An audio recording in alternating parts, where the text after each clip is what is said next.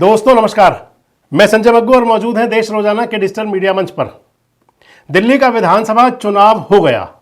दिल्ली विधानसभा चुनाव के लिए दिल्ली की जनता ने अपना फतवा जारी कर दिया, अपना ऐलान कर दिया और दिल्ली की जनता ने कह दिया कि अब अगले 5 साल भारतीय जनता पार्टी को देंगे। दिल्ली की जनता जिसने 27 साल तक भारतीय जनता पार्टी को दूर रखा था, 26 साल तक, उन्होंने अब भारतीय जनता पार्टी पर अपना पूरा भरोसा जताया और बम्पर मेजॉरिटी के साथ में उनको सत्ता सौंप दी।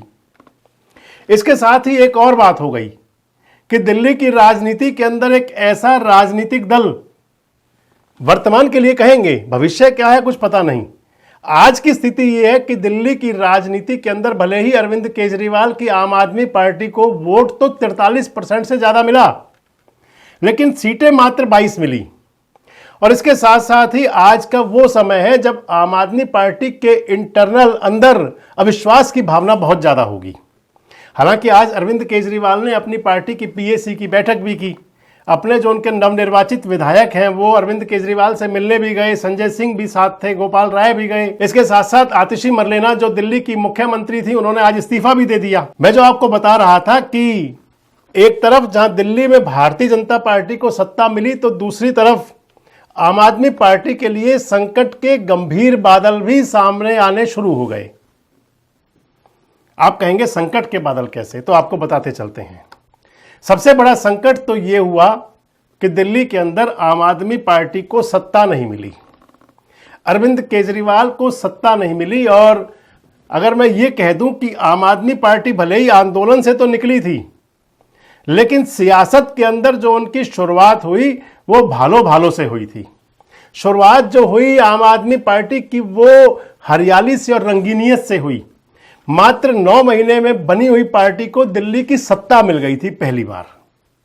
और जब दूसरे चुनाव में 1 साल बाद आम आदमी पार्टी उतरी थी, यानी कि 2013 का जो चुनाव लड़ा था, 2012 में पार्टी पूरी तरह अस्तित्व में आई थी, 2013 का पहला विधानसभा चुनाव लड़ा था और 2013 के पहले विधानसभा चुनाव में 28 विधायकों के साथ में कांग्रेस को मटिया मेट कर दिया था आम आदमी पार्टी ने।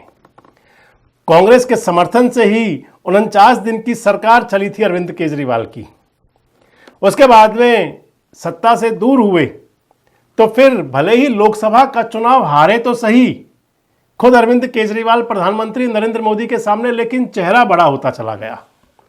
2015 में दिल्ली का विधानसभा चुनाव हुआ तो दिल्ली ने एक इतिहास रचा। 70 में से 67 विधायक दे दिए आम आदमी पार्टी को। यानी कि इतना बड़ा जन समर्थन, इतना बड़ा जन सैलाब किसी राजनीतिक दल को इतनी जल्दी नहीं मिला करता।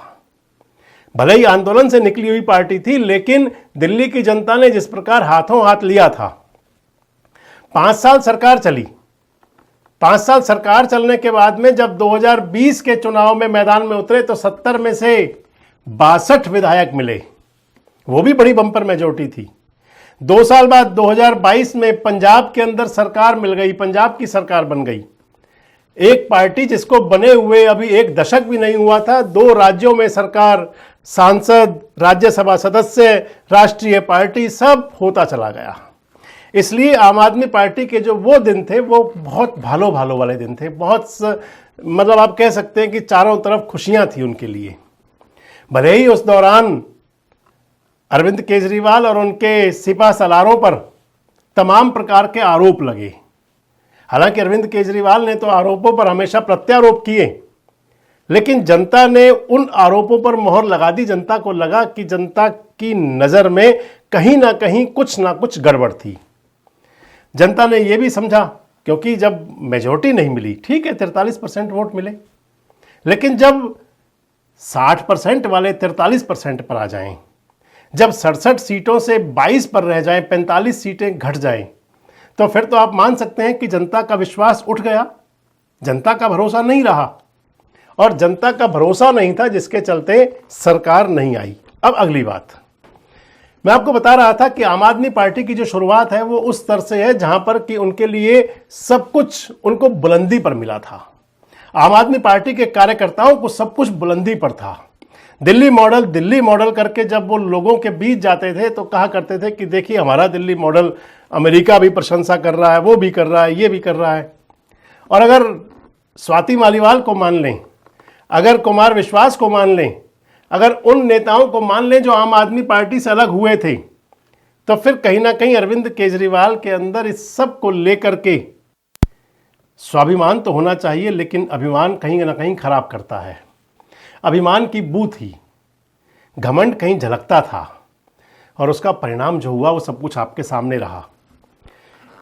आम आदमी पार्टी के अंदर ऐसे बहुत से नेता होंगे जिनको लगता होगा कि कहीं कुछ उनके साथ भी गलत या ठीक हो रहा है। आम आदमी पार्टी के अंदर ऐसे भी बहुत से नेता होंगे जिनको लगता होगा कि कहीं उनकी भावनाओं के साथ खिलवाड़ तो नहीं हो रहा। और अब सबसे बड़ी बात आ जाएगी कि पार्टी का विपक्ष का नेता कौन हो, पार्टी का राष्ट्रीय संयोजक, क्योंकि जो राष्ट्रीय संयोजक हैं उनको तो दिल्ली की जनता ने अब विधायक लायक भी नहीं समझा। जिनको सर आंखों पर बिठाया था उनको तो कहीं के लायक नहीं समझा गया। इस स्थिति के बाद में जो अगली व्यवस्था बनेगी, जो अगली स्थिति बनेगी, वो क्या होगी? क्योंकि आप मान करके चलें कि आम आदमी पार्टी के बीच अंतर्द्वंद होना अब लाजिम है। आप मान करके चलें कि आम आदमी पार्टी के अंदर, जिसके अंदर सुगबुगाहट तो कई बार देखने को सुनने को मिलती रही, और फिर जब मैं कई बार कहा करता हूं कि अभाव में तमाम प्रकार की कहासुनी, कलह कलेश और विवाद हुआ करते हैं, क्योंकि अब अभाव हो गया। दिल्ली हाथ से चली गई, और दिल्ली वो जगह थी जो बेस था। जब आपका बेस आपसे छिन जाता है, जब आपकी जमीन आपसे छिन जाए, आपका धरातल आपसे दूर हो जाए, तो फिर स्थितियां बदल जाती हैं।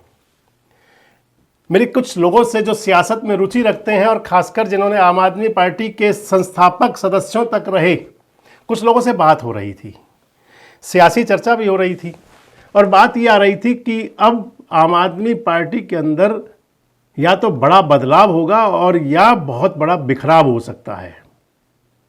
या तो बड़ा बदलाव, तो बड़ा बदलाव क्या कि क्या अरविंद केजरीवाल अब सर्वे सर्वा नहीं रहेंगे, कर्ता धर्ता नहीं रहेंगे, संयोजक नहीं रहेंगे?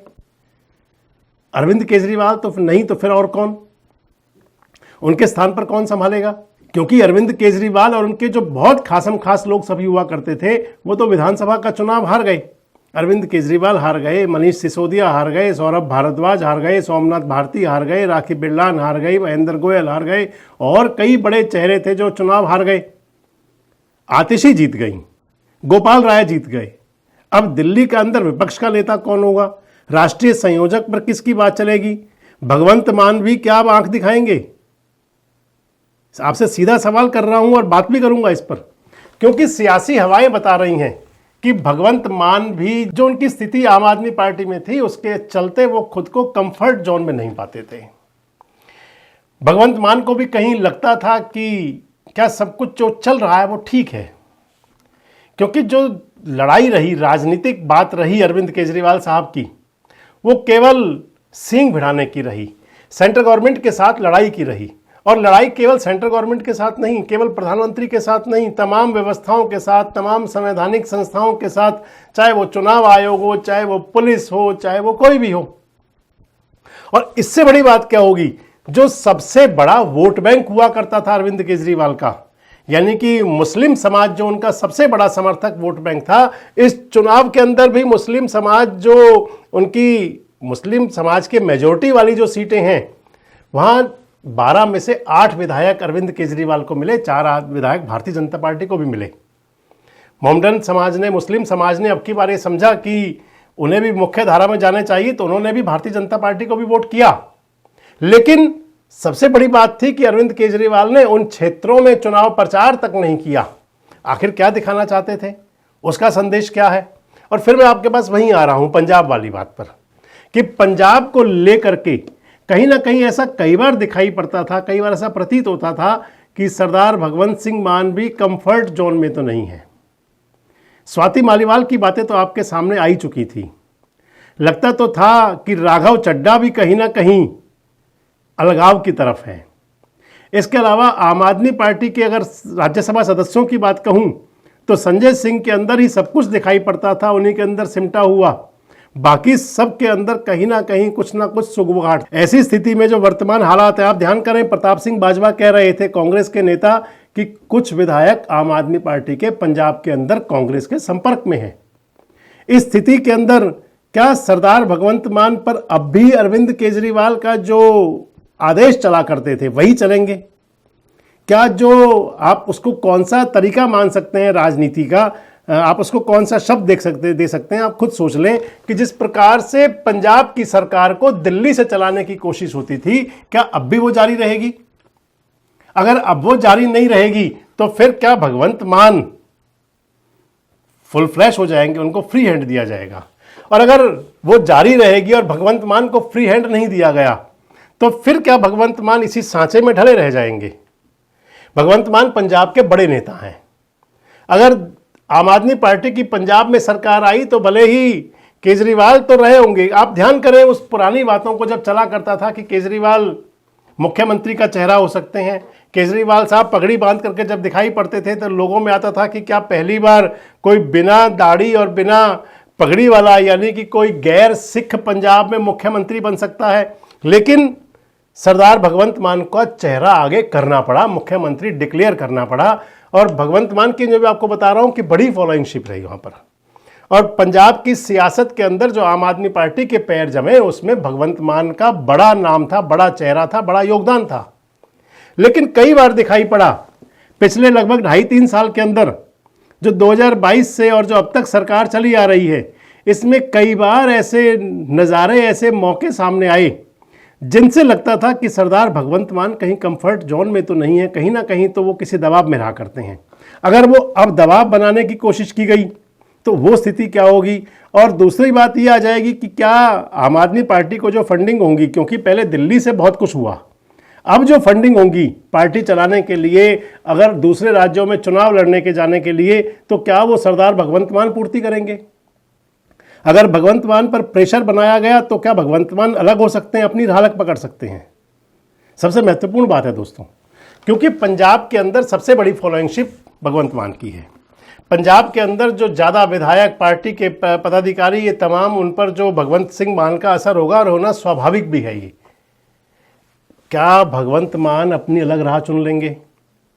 इसके अलावा क्योंकि दिल्ली के अंदर जो विधायक अब 22 आए हैं और आम आदमी पार्टी को भले ही कुछ लोग कह रहे हों कि अब संघर्ष की राह चलेंगे, अब ये चलेंगे, लेकिन 5 साल का समय बहुत बड़ा हुआ करता है। सियासत के अंदर जिनको आदत सत्ता की पड़ गई हो, जिन्होंने शुरू से सत्ता ही सत्ता देखी हो, पुराने लोग कहा करते हैं कि अगर कोई संतान घर में चांदी का चम्मच लेकर पैदा होती हो तो फिर आप उससे मेहनत के मादे की उम्मीद ना रखें। यानी कि खासकर दिल्ली का तो आप मान लें कि दिल्ली के अंदर तो जब से शुरुआत हुई 2013 से सत्ता ही सत्ता देखी। जब सत्ता नहीं होगी तो फिर क्या स्थिति होगी? आंदोलन तो किए जा सकते हैं, आंदोलन तो हुए थे, और उस आंदोलन के अंदर केवल एक चेहरा नहीं बल्कि उस आंदोलन के पीछे तो जो लोग थे उनमें से तो 70% अलग हो चुके। योगेंद्र यादव अलग हो चुके, कुमार विश्वास अलग हो चुके, शाजिया इल्मी अलग हो चुकी, प्रशांत भूषण अलग हो चुके, और नाम आप गिनते जाए तो लिस्ट फेरहिस्त बड़ी होती जाएगी। किरण बेदी अलग हुई, बड़ी फेरहिस्त होती जाएगी। और कई चेहरे तो वो हैं जो आम आदमी पार्टी में आने के बाद अलग हुए। और अब जब वो सब आंदोलन वाली स्थिति वो रही नहीं, जब आप सियासत के अंदर सत्ता के बहुत नज़दीक हो जाए तो फिर आंदोलन और विरोध, ये दोनों बातें बड़ी आसानी से सामने नहीं आया करती। इस स्थिति में क्या दिल्ली के विधायक दल में भी किसी प्रकार की गड़बड़ हो सकती है? कोई खेमेबंदी, कोई गुटबाजी, और या फिर जो अरविंद केजरीवाल साहब आरोप लगाते ही रहे हमेशा से ही, क्या हो सकता है? क्या आम आदमी पार्टी के अंदर बड़ा बिखराव हो सकता है? क्या आम आदमी पार्टी की वो स्थिति अब आ गई है कि जिस प्रकार से महाराष्ट्र के अंदर अलग शिवसेना हो गई, अलग एनसीपी हो गई, जिस प्रकार से कभी लखनऊ के अंदर उत्तर प्रदेश में अलग समाजवादी पार्टी हो गई थी, जिस प्रकार से राजनीतिक दल बढ़ते छटते रहे हैं, क्या अब वो स्थिति आम आदमी पार्टी में भी हो सकती है? क्या आम आदमी पार्टी के अंदर बड़ा बिखराव, बड़ा दोहराव, बड़ा कोई इस प्रकार का बवंडर भी कह सकते हैं इसे आप, क्योंकि कुछ नाराजगियां खुलकर के सामने आ रही हैं, कुछ अभी आने वाले दिनों में और सामने आएंगी। क्या होगा? आपको क्या लगता है कि जो हम कह रहे हैं, जो अंदेशा है, क्या ऐसा हो सकता है कि आम आदमी पार्टी के अंदर कोई बड़ी फूट हो सकती है? क्या आम आदमी पार्टी खासकर पंजाब की सियासत के अंदर एनडीए का पार्ट तो नहीं बन सकती? कमेंट्स बॉक्स में जरूर बताएं। जुड़े रहें हमारे साथ, देखते रहे देश रोजाना। हमारे साथ जुड़े रहने के लिए देखते रहिए देश रोजाना का यूट्यूब चैनल। सब्सक्राइब कीजिए। साथ ही देश रोजाना की खबरें सबसे पहले देखने के लिए प्रेस कीजिए बेल आइकन।